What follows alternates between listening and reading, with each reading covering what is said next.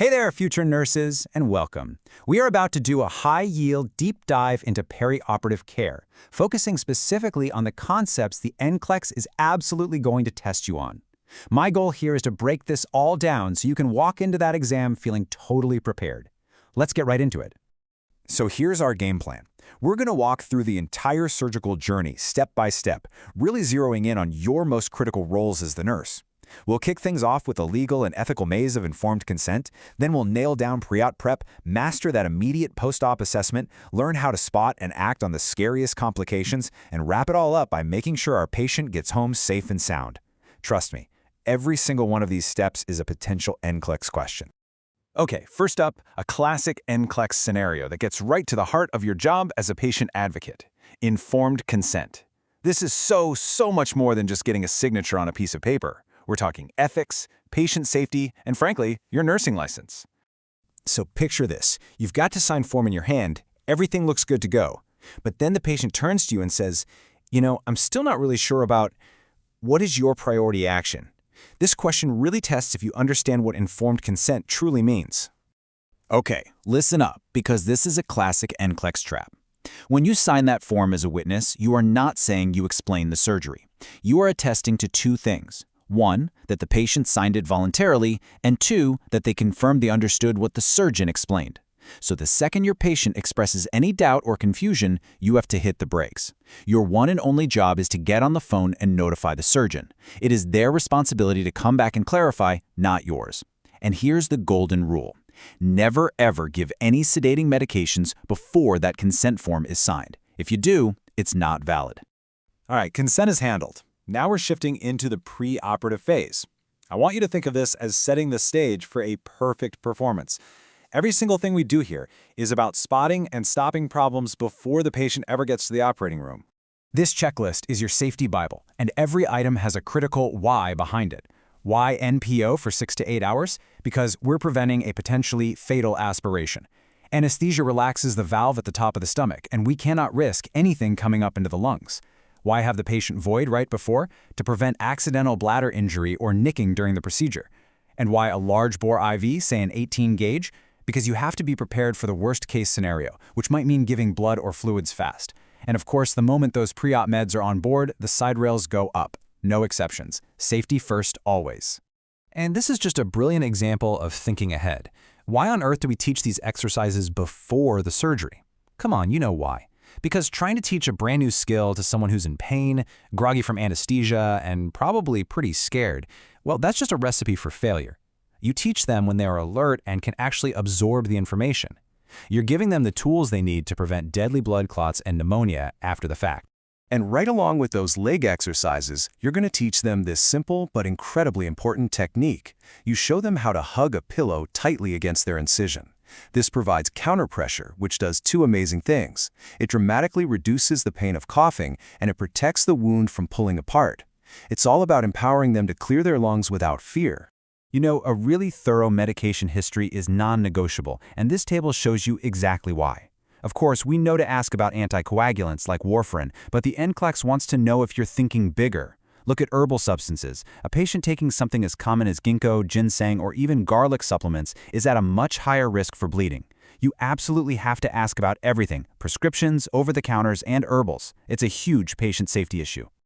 Okay, the surgery is done. The patient is rolling into the PACU. But for us, the most intense work is just getting started. Your entire world, your entire focus now shrinks down to the three most important letters in all of nursing: airway, breathing, and circulation. In the PACU, it is always ABCs first and foremost. Airway is number one, period. Remember, anesthesia makes people groggy, and their biggest enemy can be their own tongue falling back and blocking their airway. You need to have your stethoscope ready, listening for stridor. That high-pitched crowing sound means obstruction, and it is a medical emergency. And please, burn this number into your brain. A respiratory rate below 10 is a huge red flag for opioid respiratory depression. You have to act, and act fast. Speaking of numbers to burn into your brain, here's another one: 30 mLs per hour. That is the bare minimum urinary output that is acceptable. Anything less than that is a screaming sign that the kidneys are not getting enough blood flow, which could be an early warning for a much bigger problem, like a hemorrhage or developing shock. You see a number lower than this, you report it immediately. Now, to make sure you never, ever miss a sign of a brewing infection or poor healing, I want you to use this mnemonic every time you look at a wound. REDA. R is for redness. E is for erythema, or swelling. The second E is for ecchymosis, which is just a fancy word for bruising. D is for drainage. What color is it? How much is there? And finally, A is for approximation. Are those wound edges nice and neat and held together? This little tool turns a quick glance into a thorough systematic assessment. All right, team, let's get into the really high-stakes stuff. This is where your shark assessment skills and your ability to act fast can literally save a patient's life. We're going to cover the most feared post-op complications and what you need to do. First on the list is the pulmonary embolism, or PE. This is when a blood clot, usually one that formed in the legs, breaks free, travels through the bloodstream, and gets lodged in the lungs. It's a true medical emergency that can be fatal in minutes. The key word that the NCLEX will use over and over for a PE is sudden. A sudden onset of sharp chest pain, a sudden feeling of shortness of breath. If your patient was doing fine 1 minute and is gasping for air the next, you need to be thinking PE. Your immediate actions? Get the head of the bed up to make breathing easier, slap on some high-flow oxygen, and call for the rapid response team or a code. And you do not leave that patient's side. Okay, you have got to know the difference between these two. Dehiscence is when the wound edges separate. That's serious, it's a problem. But evisceration, that's when internal organs actually poke through that opening. That is a catastrophic surgical emergency. The classic thing you'll hear from a patient is, "I felt a pop," right after they coughed or strained. If you see an evisceration, you need to move fast, and you need to do these steps in this exact order. First, you scream for help, but you never leave the patient. Get them into a low Fowler's position and bend their knees. That takes the pressure off the abdomen. Then, and this is the most critical intervention, you cover those protruding organs with sterile gauze that you've soaked in sterile normal saline. You have to keep them moist to prevent them from dying. This patient is going straight back to surgery right now. Our work isn't finished when the patient is stable. It's not done until they are safely recovering back in their own home. And honestly, effective discharge teaching is one of our most important interventions to prevent complications and keep them out of the hospital.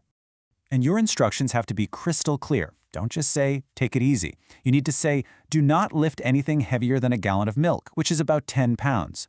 You have to be explicit about the signs of infection they need to call about, a fever, increasing redness, or any gross-looking drainage.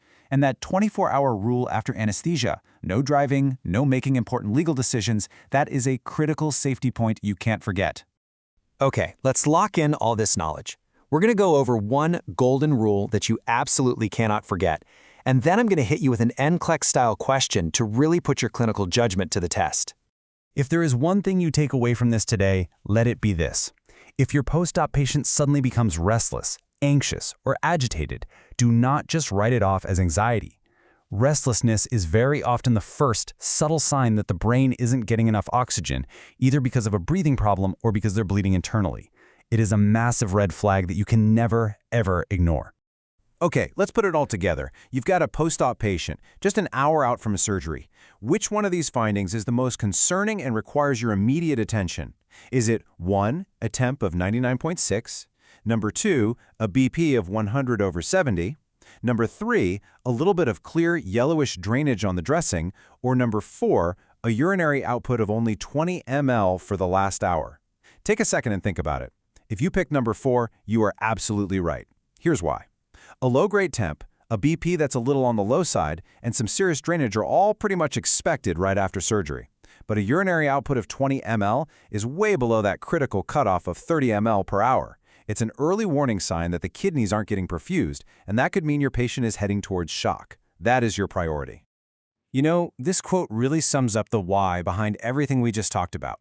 Making sure consent is truly informed, recognizing restlessness as an emergency, knowing exactly what to do for an evisceration. These aren't just things to memorize for a test. They are how we live out our commitment to our patients. You are their advocate. You are their safety net. If you master these concepts, you won't just pass the NCLEX, you'll be an amazing nurse. You've got this.